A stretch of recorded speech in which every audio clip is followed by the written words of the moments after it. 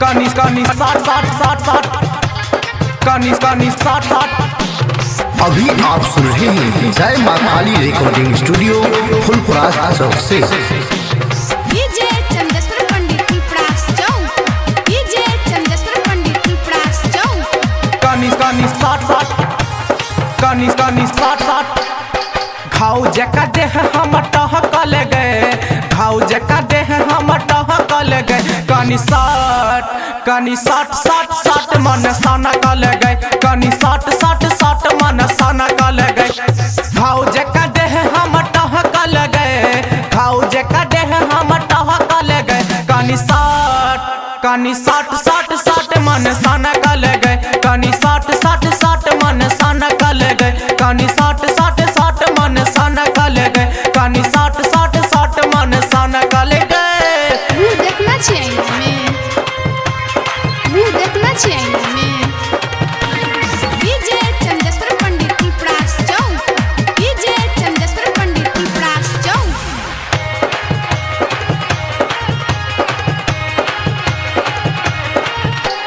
देखे छियो जखने तोहर नैन कटारी, देखे छियो जखने तोहर नैन कटारी। सीना में के दिल हमर भ जाया खाली, सीना में के दिल हमर भ जाया खाली। देखे छियो जखने तोहर नैन कटारी, सीना में के दिल हमर भ जाया खाली।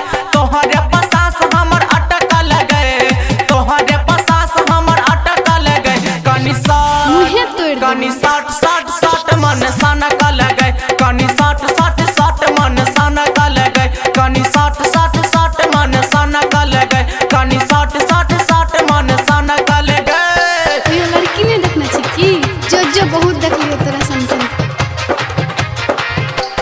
डीजे चंदेश्वर पंडित की प्रास चौक, डीजे चंदेश्वर पंडित की प्रास चौक।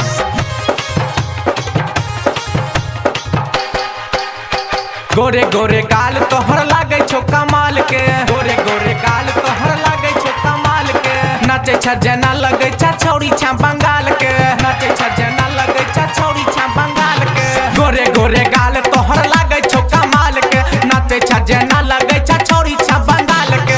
सहू से शरीर के नस सटकल गए, सहू से शरीर के नस सटकल गए। कनी साठ साठ साठ मन साना कल गए, कनी साठ साठ साठ मन साना कल गए। कनी साठ साठ साठ मन साना कल गए, कनी साठ साठ साठ मन साना कल गए।